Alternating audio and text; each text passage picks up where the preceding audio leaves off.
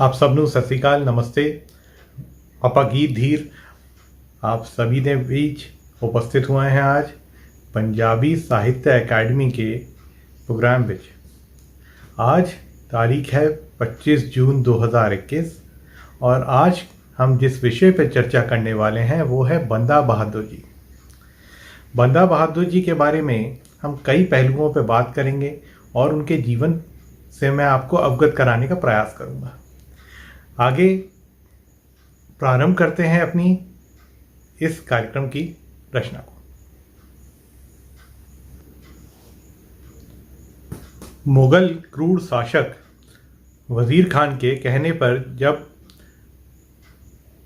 बाबा बंदा बहादुर जी को दिल्ली के पास जो स्थान है महरौली, वहाँ जब लाया गया तो उनके 40 साथियों के साथ बाबा को लोहे के पिंजरे में बंद करके लाया गया था। ऐसे एक तरीके से कहा जाए तो शेर को पिंजरे में बंद करके ही लाते हैं, परंतु उस समय भी बाबा के चेहरे का जो नूर था, जो तेज था, वो देखने वाला था, वो भयभीत नहीं थे। उनके 40 साथी भी उनके साथ निडर थे। ये शुरुआत है, परंतु अपने को इस बात से बहुत सारी चीज़ें जो हैं वो समझ में आ जाएंगी, इसलिए मैंने ये वाली बात सबसे पहले आपको बताई। आगे वहाँ लाने के बाद में भी जब बाबा बंदर सिंह बहादुर से पूछा गया कि आप इस्लाम कब कबूल करेंगे, आप इस्लाम कबूल करेंगे भी या आपको मौत के घाट उतार दिया जाए। ये जो क्रूर मुग़ल शासक थे, इनके साथ में बाबा बंदा बहादुर जी लगभग पिछले 8 साल से लड़ रहे थे और इन मुग़ल शासकों को बाबा बंदा बहादुर जी ने लोहे के चने चबवा दिए थे। वो तो अपनी छोटी सी आर्मी के साथ में उनके हज़ारों क्रूर सैनिकों के सामने भारी पड़ रहे थे। बंदा बहादुर के हाँ में हाँ मिलाते हुए इस्लाम कबूल करने से बिल्कुल इनकार कर दिया। जब ये बात कही भी तो उनको बिल्कुल अस्वीकार थी। उन्होंने कहा हम इस्लाम किसी भी सूरत में कबूल नहीं करेंगे। जब बाबा जी का आदेश हो चुका है और उन्होंने हमें चुना है, हम उनकी आज्ञा का पालन करेंगे और इस्लाम कबूल नहीं करेंगे। मुग़लों का एक जो भ्रम था कि हम तो कहीं भी जा सकते हैं, किसी को भी कुछ भी करवा सकते हैं, अपने धर्म के प्रति किसी को ज़बरदस्ती इस्लाम कबूल करवा सकते हैं, ये सब उनका भ्रम टूट गया था बाबा बहादुर जी के एक साहस को अगर देखते हुए कहें तो।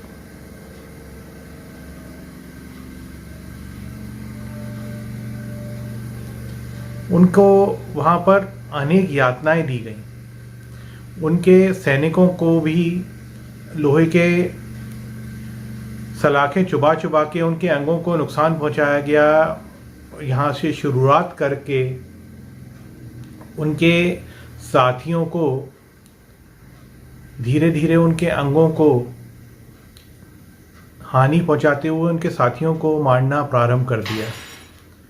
वो 40 सैनिक थे दोस्तों, जिनके साथ में बाबा बंदा बहादुर जी मुग़ल क्रूर शासक के सामने अडिग खड़े थे, परंतु शासक उनके सैनिकों को, उनके योद्धाओं को मारता चला गया, क्योंकि उसने उन्हें बंदी बना लिया था। और ना ही उनके सैनिक डगर मगर हुए, ना ही बंदा बहादुर जी ने इस्लाम कबूल किया। बंदा बहादुर जी उन्हें कहते रहे कि मैं खालसा राज के लिए ही चला था और खालसा राज के लिए ही जीवित रहूँगा, धर्म की रक्षा के लिए ही मुझे आज्ञा दी गई है और मैं मरते दम तक का उसका पालन करूँगा। वो इस बात पे बहुत अडिग थे और अडिग रहे मित्रों। लेकिन ये भी बोलते गए वो साथ में उन क्रूर शासकों को कि आप अपना काम करो, जो आप कर सकते हो, आप जितनी यातनाएं दे सकते हो आप भी दे लो। मैं गुरु का आदेश सुनकर और मानकर यहाँ तक के चला आया हूँ। मैं कभी उस आदेश से पीछे नहीं हटूँगा। आपको अपना काम जो करना है वो आप भी करते चलो।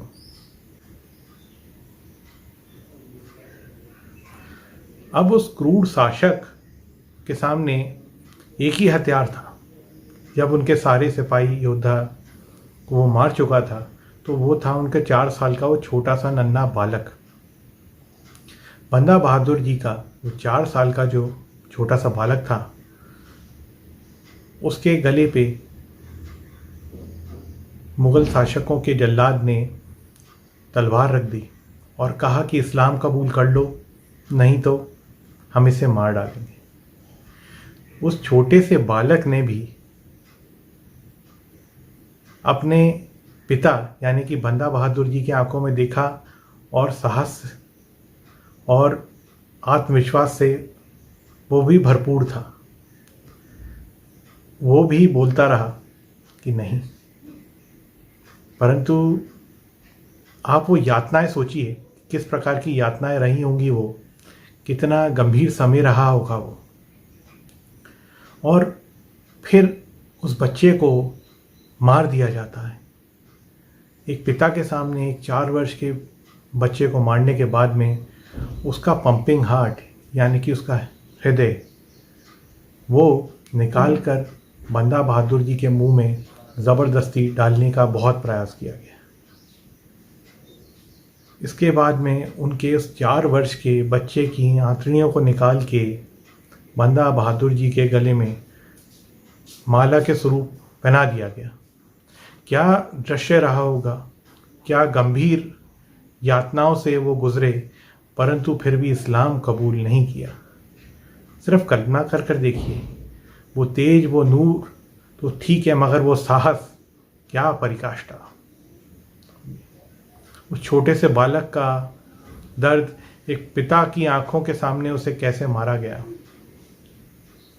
बंदा बहादुर जी ने एक जो बहुत महत्वपूर्ण चीज़ उस समय बोली वो ये थी कि ये तो मेरा खुद का बच्चा था, पर अगर कभी आपका बच्चा भी इस प्रकार होता तो मैं उस बच्चे को या किसी महिला को कत्ल नहीं करता, उसे नुकसान नहीं पहुंचाता, क्योंकि हमारे धर्म में सिर्फ रक्षा है और महिलाओं और बच्चों पर हम कभी वार नहीं करते।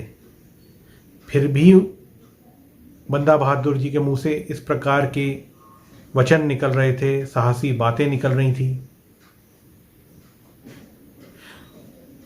और किसी को धर्म स्वीकार करवाने के लिए इस प्रकार की यातनाएं देने का तो हमारे में कोई रिवाज या कोई प्रथा है ही नहीं।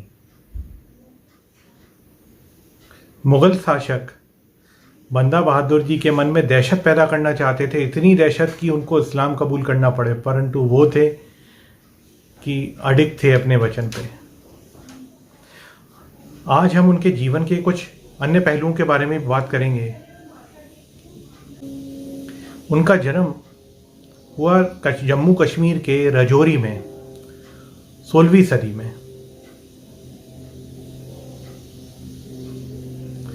जो बाबा बंदा बहादुर जी के बचपन का नाम है वो असल में लक्ष्मण सिंह था, क्योंकि वो एक राजपूत घराने में जन्मे थे।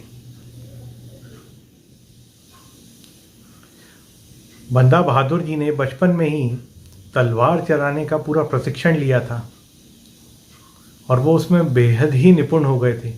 उन्हें तलवार के साथ में अन्य हथियार चलाने में भी निपुणता हासिल थी। कहा जाता था कि जब भी ये शिकार के लिए जंगल में जाते हैं तो खाली हाथ नहीं लौटते। जिस जानवर का भी वो शिकार करना चाहते हैं वो उसका शिकार बहुत ही आसानी से अपनी निपुणता के कारण कर लिया करते थे। 12-13 वर्ष की आयु तक तो वो अपने शिकार और अपनी कुशल तलवारबाजी और हथियारों पर कंट्रोल के कारण बहुत ही प्रसिद्धि हासिल कर चुके थे। लगभग 14 वर्ष की आयु में उन्होंने एक हिरनी का शिकार किया एक जंगल में और उसे तड़पते हुए उन्होंने देखा और उस दिन उन्होंने प्रण लिया कि अब शिकार नहीं करूँगा। वो दुर्दशा देख तक के उनका मन पसीज गया था और उनके मन में विचार उत्पन्न हुए कि किसी की जान नहीं लूँगा।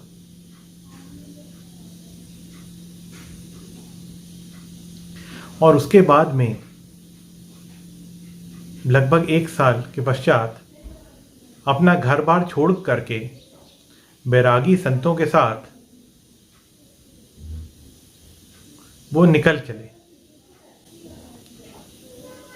बैरागी संतों में जो सबसे पहले गुरु रहे श्री जानकी प्रसाद जी, उन्होंने उनका नाम परिवर्तन कर माधव दास बैरागी रखा।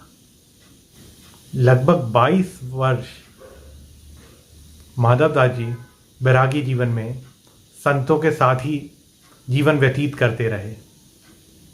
अनेक संतों का उन्हें सानिध्य और मार्गदर्शन प्राप्त होता रहा। आगे का जीवन भी उन्होंने निश्चय किया था कि इसी प्रकार वो व्यतीत करेंगे। संतों का मार्गदर्शन उन्हें और जो ज्ञान प्राप्त हो रहा था, किसी को नहीं मालूम था कि आगे जाके वो एक अडिग रूप लेने वाला है, एक ऐसा व्यक्ति तैयार करने वाला है जो कि बहुत कम जन्म लेते हैं। नांदेड़ की ओर, जो कि महाराष्ट्र में पड़ता है, आज के महाराष्ट्र में, बैरागी संतों के साथ में बंदा बहादुर जी भी या माधव दास बैरागी जी भी अपने एक आश्रम में रह रहे थे। इसी बीच गुरु गोविंद सिंह जी वहाँ आते हैं और उनसे उनकी भेंट होती है। गुरु गोविंद सिंह जी भी उनके बारे में पहले से कुछ जानकारी रखते थे। गुरु गोविंद सिंह जी को उनसे बातचीत कर, उनसे मिलकर, उनका तेज, उनका नूर, उनका साहस, उनका परिदृश्य देख के ये यकीन हो गया था कि जिस मिशन को वो लेकर चले हैं, वो जो दृढ़ संकल्प है, उसमें माधव दास बैरागी जी जो हैं, ये उन संकल्प को पूरा कर सकते हैं। असल में जब गुरु गोविंद सिंह जी उनसे मिलने आश्रम पहुंचे थे, तब बंदा बैरागी जी, माधव दास जी आश्रम में उपस्थित नहीं थे, वो जंगल में गए हुए थे। जब वो लौटे तो उन्होंने देखा कि एक संत रूपी व्यक्ति उनकी गद्दी पर बैठा हुआ।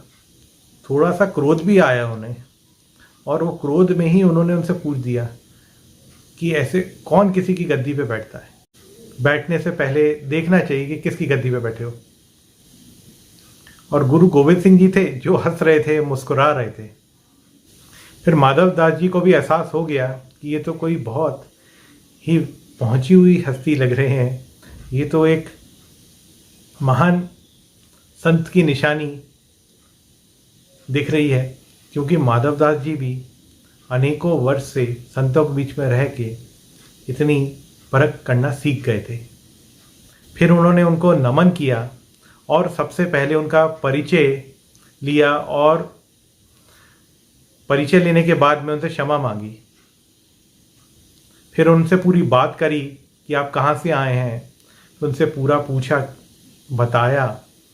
गुरु गोविंद सिंह जी ने भी बताया कि मैं पंजाब से आया हूँ। बातचीत काफ़ी लंबे समय तक के चली। फिर अंत में माधव दास जी गुरु गोविंद सिंह के चरणों में गिर गए और उन्हें कहा कि आज से मैं आपका ही बंदा हूँ और आप जैसा आदेश करेंगे मैं वैसा ही करूँगा। वहीं से गुरु गोविंद सिंह जी ने माधव दास बैरागी जी को अमृत चखा करके और बाबा बंदा सिंह बहादुर इस नाम से उनका नया नामकरण किया। कुछ समय वो गुरु गोविंद सिंह जी के साथ में नांदेड़ साहब में भी रहे। जो शस्त्र विद्या, हथियार पे जो निपुणता उनको हासिल थी, जो वो काफ़ी समय से उसका अभ्यास नहीं कर रहे थे, उसका अभ्यास उन्होंने नांदेड़ में प्रारंभ किया। और उस पर निपुणता तो उनकी पहले से ही थी, वो अभ्यास से शीघ्र ही उस निपुणता में फिर से अग्रसर हो गए। वहाँ पर कई बार उन्होंने ग्रंथों का अध्ययन किया, गुरु तेज बहादुर जी के जीवन का, गुरु अर्जन देव जी के जीवन का, गुरु गोविंद सिंह जी के बच्चों के साथ जो मुग़ल शासकों ने क्रूरता दिखाते हुए जो उनके 4 बच्चों को मौत के घाट उतार दिया था, इन सब के ऊपर बातचीत करी, अध्ययन किया। 2 छोटे साहबजादे जिनको दीवार में चुनवा दिया गया था, उनके बारे में भी विशेष रूप से उन्होंने अध्ययन किया। जब मुग़ल क्रूर शासक ने गुरु गोविंद सिंह जी के 2 बालकों को दीवार में चुनवा दिया, फिर भी उन बालकों की आवाज़ें कुछ देर तक के उस क्रूर शासक को सुनाई दे रही थी। कहा जाता है कि उसने फिर वो दीवार तोड़वा के उन दोनों बच्चों की, मासूम बच्चों की, 9 साल और 7 साल इनकी आयु थी, फतेह सिंह और जोरावर सिंह की हत्या करवा दी। ये भी बात अब माधव दास जी, बाबा बंदा बहादुर जी जान चुके थे और इस पे अध्ययन कर रहे थे। वहाँ का क्या परिदृश्य रहा होगा, इन सब की कल्पना आप करके ही सोच सकते हैं कि क्या दृश्य रहा होगा। अब बंदा बहादुर जी को भी लगा कि मुझे पंजाब जाकर के मुग़ल क्रूर शासक से इन सब चीज़ों का प्रतिशोध लेना है। उनके मन में प्रतिशोध की भावना तीव्र हो गई थी और वो अति तीव्र हो इसके पहले ही उन्होंने गुरु गोविंद सिंह जी से आज्ञा ली और उनके आदेश जो वहाँ से उनको प्राप्त हुए उसको ध्यान में रखते हुए, उसको गुरु का वचन मानते हुए पंजाब की ओर प्रस्थान कर गए। गुरु गोविंद सिंह जी के पास में जो सैनिक, जो सिख योद्धा थे, उसमें से कुछ सैनिक उनको दे के अपने तीर कमान के 5 तीर उनको देकर पंजाब की ओर उन्हें प्रस्थान करने की आज्ञा दे दी। नांदेड़ साहब से लेकर दिल्ली की ओर प्रस्थान करते समय कई युद्ध उन्होंने किए। उस समय युद्ध करने के बाद उनसे इस प्रकार के भी जुड़ते गए जो कि प्रतिशोध की भावना उस मुग़ल क्रूर शासक के प्रति लेकर बैठे थे। सोनीपत का युद्ध भी उन्होंने किया और गुरु की आज्ञा को ध्यान में रखते हुए वो अडिग थे और पंजाब की ओर बढ़ ही रहे थे। ऐसे कई लोग जो प्रतिशोध की भावना अपने मन में लेकर बैठे थे, वो खालसा पंथ को मानते थे, खालसा पंथ को फॉलो करते थे। वो उनकी खालसा आर्मी में बंदा बहादुर जी के साथ जुड़ते चले गए। सबसे पहला बड़ा युद्ध उन्होंने किया समाना। इसलिए भी आवश्यक था क्योंकि समाना जो था वो जल्लाद वहीं रहा करते थे। दोनों जिन लोगों ने दीवार के अंदर 2 साहिबजादों को चुना था। दूसरी दृष्टि से देखा जाए तो जो समाना था, ये समाना आर्थिक रूप से भी सक्षम हो गए थे यहाँ पर रह रह के।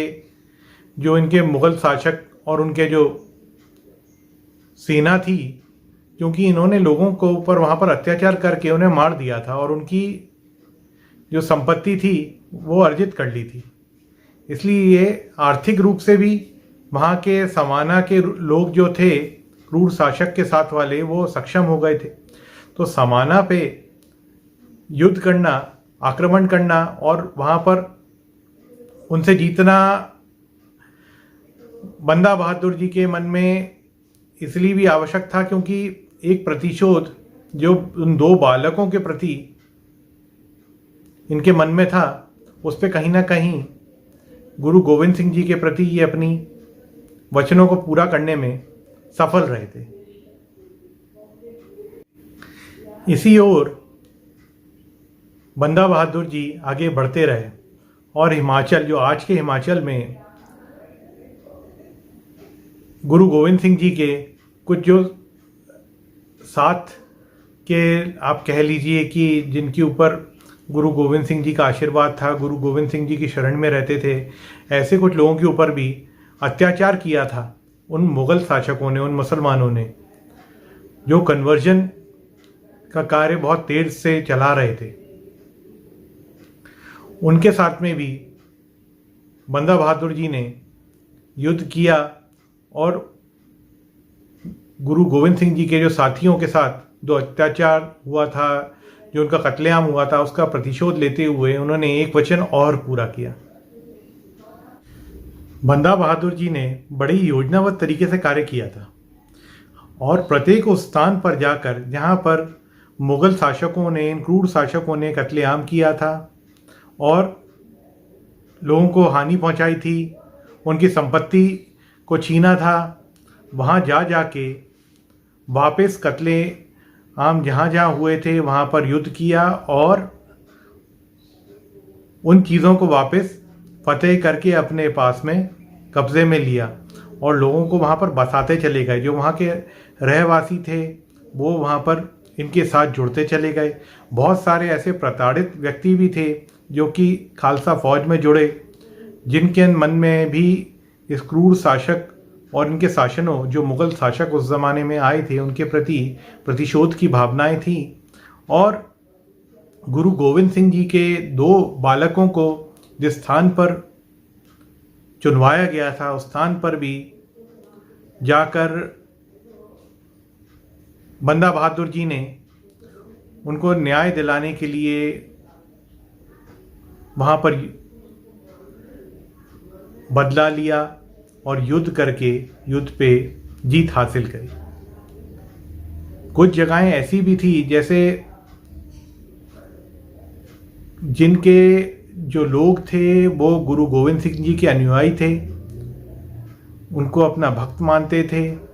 गुरु गोविंद सिंह जी के उन भक्तों को वापस उनकी कोठियाँ या जहाँ जहाँ से उनके परिवारों को भगा दिया गया था, उन्हें पुनर्स्थापित करने के लिए भी कार्य किया। उसमें से भी कुछ लोग बंदा बहादुर जी की सेना में, खालसा फ़ौज में जुड़ते चले गए। वज़ीर खान जो क्रूर शासक था वो जानता था कि बंदा बहादुर जी बड़ी शीघ्र ही महरौली के पास छप्पर छिरी नाम की जो जगह है वहाँ आएंगे और बड़ी योजनाबद्ध तरीके से कार्य कर रहे हैं। वो जो वज़ीर खान था उसके मन में तो ये विचार था कि मैं यहीं इनकी कब्र बना के इन्हें गाड़ दूंगा क्योंकि मेरे पास में बहुत सारी सेना है।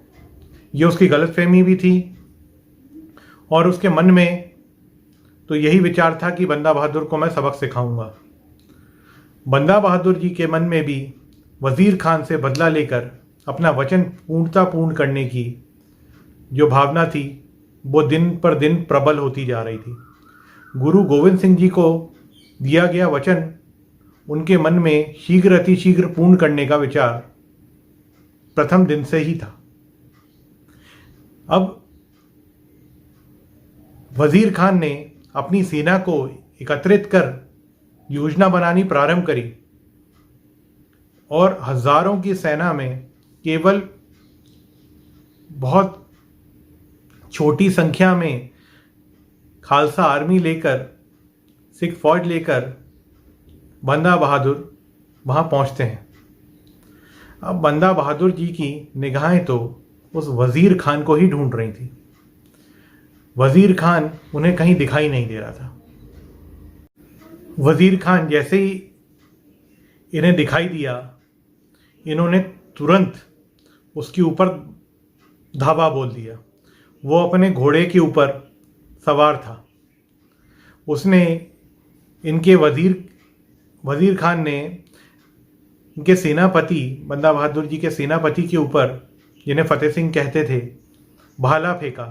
फतेह सिंह ने भी वो भाला रास्ते में ही पकड़ के उन तक के पूर्णतः पहुंच भी नहीं पाया था, उसे उसकी ओर फेंका तो वो भाला जाकर टकराया उनके घोड़े से। उसके घोड़े से टकराने के बाद वो घोड़ा घायल हो जाता और वज़ीर खान उस घोड़े से नीचे गिर जाता।